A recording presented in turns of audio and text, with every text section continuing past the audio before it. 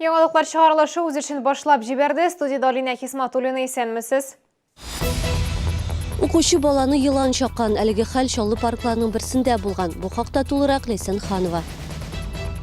Җиңү көне якынлаша, шәһәр урамнары һәм проспектлары буенча бәйрәм автоколоннасы узды. Бу хакта тулырак Мәрьям Файрушина. Бүген Рамазан аеның беренче көне, кайчан сәхәр ашап бетереп, кайчан авыз ачарга.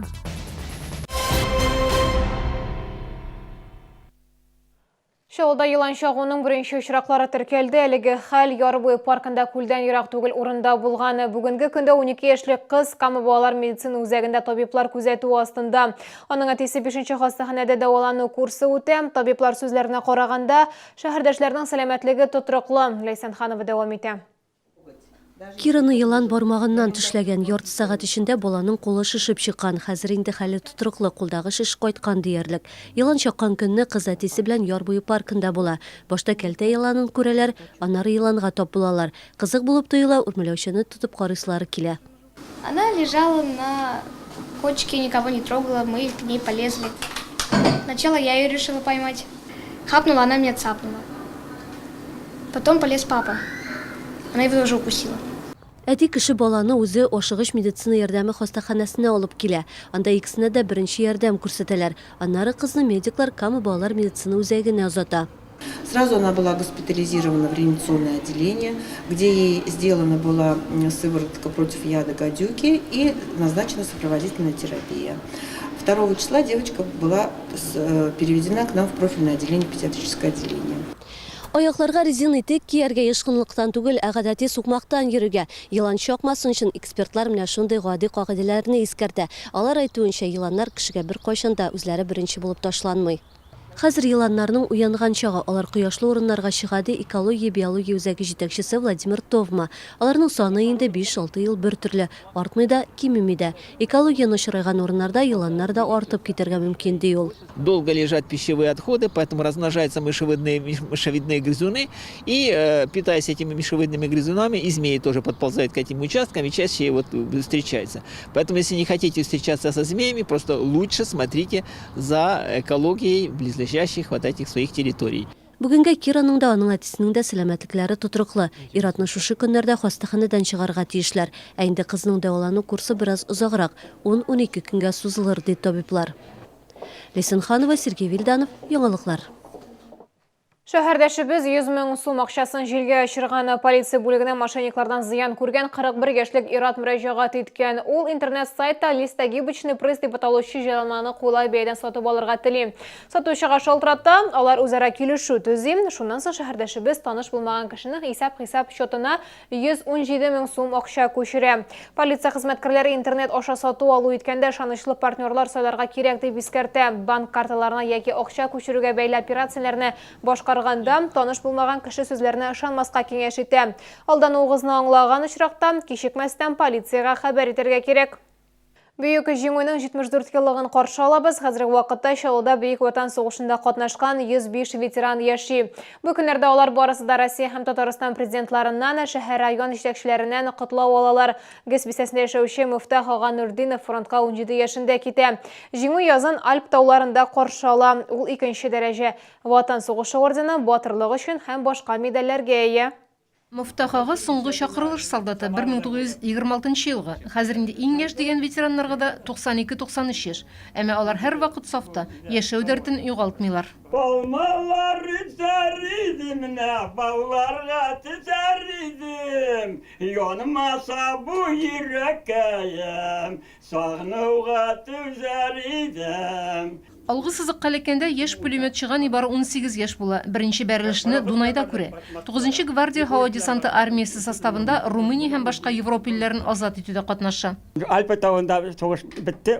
1945-8 майда безне төзеләр дә орденнар бүләкләр бирделәр, орден бүләкләр шунда.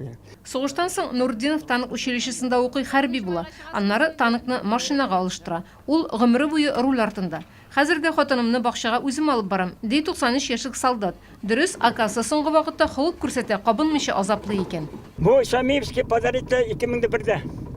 Яңартырга кирәк бит, Мифтах абый, яңартырга кирәк. Кирәк, конечно. Если бүләк итсәләр, очень приятно булыр.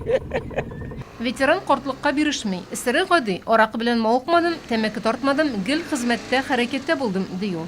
Мусбахага быел Чаллыда җиңү бәйрәмендә чыгыш ясаячак. Рима Султанова, Фәнис Ихсанов, Яңалыклар. 40-нчы балалар бакчасында тәрбияләнүчеләргә сугыш турында тере тарихка нигезләнеп сөйлиләр. Бүгеннән шәһәрдәшләр ветераннар өчен концерт куйды. Бәйрәмгә сугыш чоры балалары, хезмәт ветераннары чакырылган иде.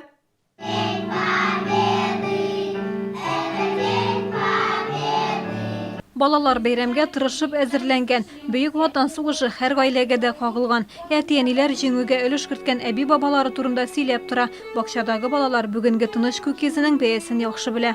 22 июня 1941 года ранним утром немецкие фашисты напали на нашу родину. Они сбросили бомбы на спящие города и тихие деревни. 26-нчы комплекста элек 100-гә якын сугыш ветераны булса, хәзер алар өчәү генә калган. Алар да өйләреннән чыгып йөрмиләр.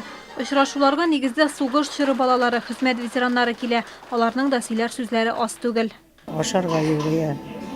Үзебезнең сыер белән лошадей забрали атлардан.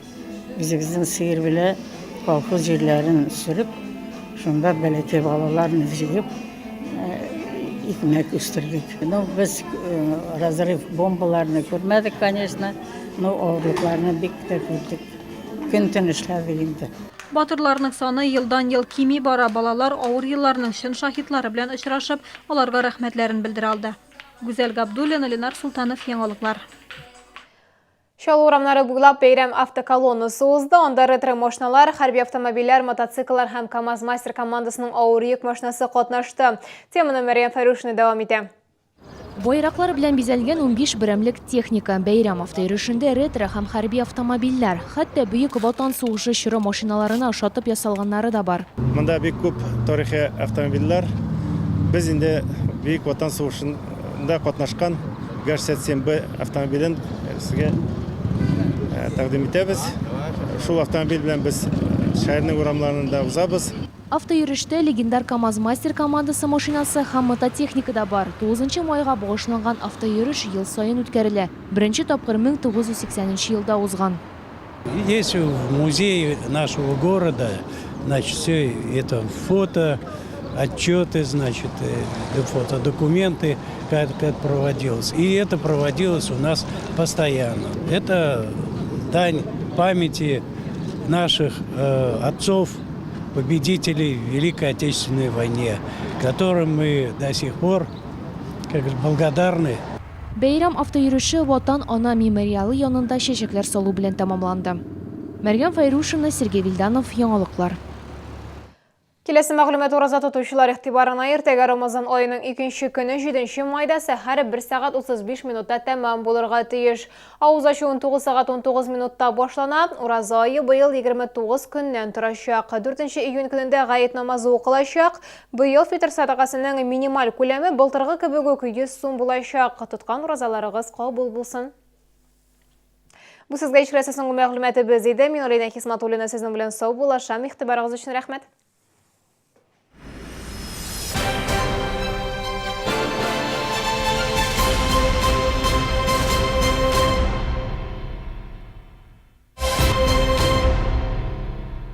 Все получится. Клиника Нуриевых. Лечение бесплодия, ЭКО, ведение беременности. Платишь за связь больше 300 рублей в месяц. Пора сменить курс. Новый тариф «Все хорошо» с безлимитным интернетом и 1000 минут на звонки всего за 6,5 рублей в день. Закажи сим-карту на сайте start.litai.ru. Балтателеком. Город Казань. УГРН 103 163 021 31 20. С 1 по 14 мая посети уролога всего за 300 рублей. Гинеколога плюс УЗИ всего за 1000 рублей. Альфа-клиник 200 222.